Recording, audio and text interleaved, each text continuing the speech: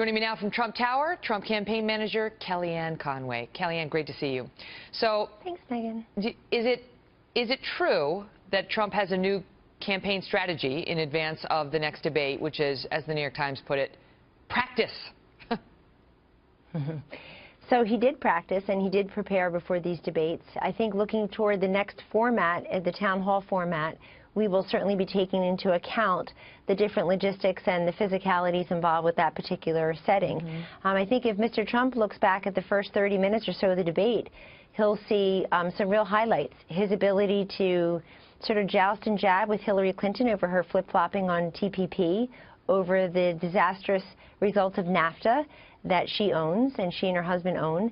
And he was really great about that, about jobs going out overseas and jobs going to Mexico and China and to other places where Americans in search of jobs are very disappointed that they're facing everyday unaffordability and they're but I don't want to relitigate the whole debate. But then what about the hour after that? Because you know, this isn't me saying this. This is your advisors are saying that he needs to adjust before the next debate. This is, I mean, they're citing many Trump campaign advisors saying he needs to do things differently because he didn't take advantage of many opportunities to hit her on many vulnerable issues, and this is a very tight race. Missed opportunities are costly.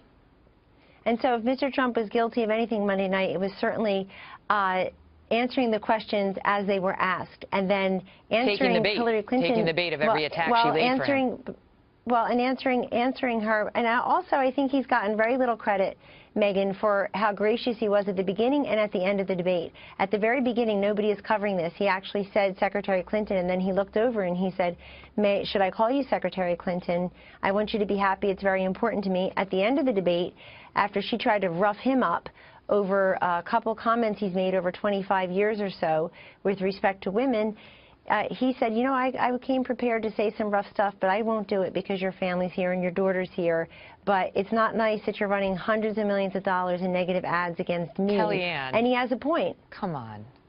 It's not nice. Oh, they are running for president. Of course she's going to hit him with negative ads. But the ad should be true. He's out there on the ads that she's running about him when it comes to his comments on women use his words, Kellyanne. Use his words. No, but her ads...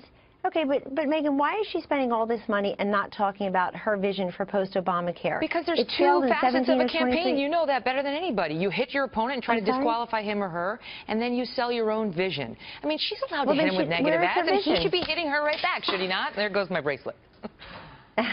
Come back, bracelet.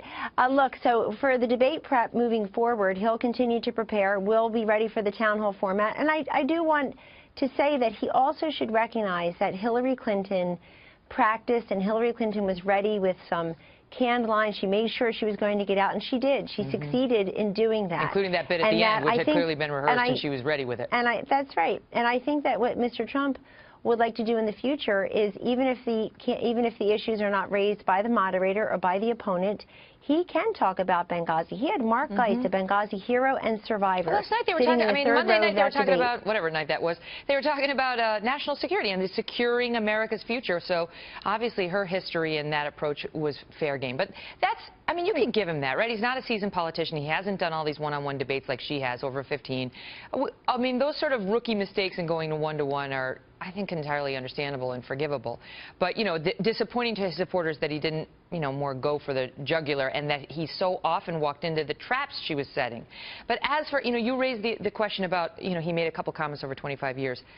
You know that's not true. You know he has repeatedly made comments about women, about their looks, about their size, their weight.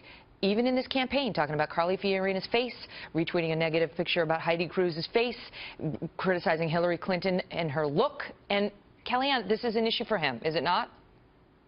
Well, Megan, but is that the campaign issue that Hillary Clinton is running on? The answer seems to be yes.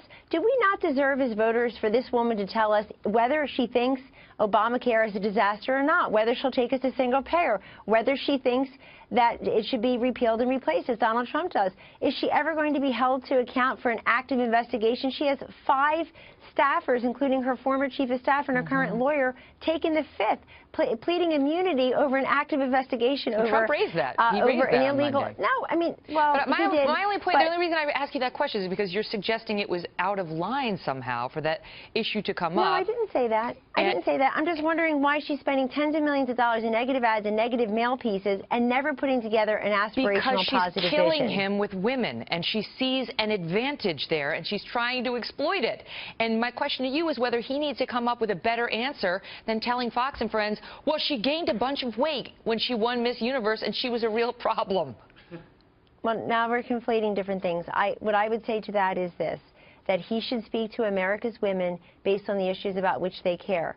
Prosperity and security, and he should talk about Obamacare and education, and he should talk about the lies that Hillary Clinton has told over many different decades. And he should also, I think he should brag more about the thousands of women he has employed at the Trump Corporation over decades and the high positions that they have. They've been promoted.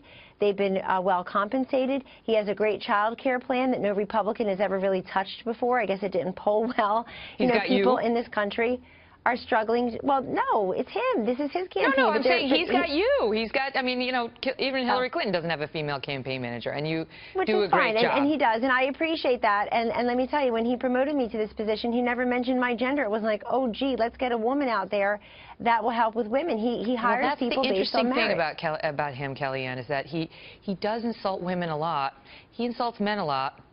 But by all accounts, when it comes to hiring and promotions, you know, I haven't heard one person to say he lets gender interfere with his promotions or pay or anything like that with and so it would be nicer. I think it'd be great for him to mention that in the next debate because it's relevant. Hillary Clinton has not created jobs like that. She hasn't built companies, successful companies like he has, and employed thousands of women, and that should matter to America's women. I see the turf on which Hillary Clinton would like to fight this race, but I'm telling you that according to the Fox News poll and everybody else's polling, Megan, women and men in this country want to hear more about policies. They want to hear more about the future, not the past. A lot of what Hillary Clinton talked about the other night was the past, and she reminds people of the past, and I think she had a good night for somebody who rehearsed. It's almost impossible to believe that she ever failed the bar exam years ago because she practiced and she rehearses and she crams information in her head. But this is why when you take the bar exam, you know you got to pass because in your future, which by the way I did. I passed 4 of them. Yeah, there you go. Anyway, me too. 3 of them on the first try. I gotta go. I gotta leave it on that happy note that Kelly and I were once smart but unhappy lawyers. But we are fully recovered lawyers. Yes, amen. Thank you. It's great to see you. Thank you.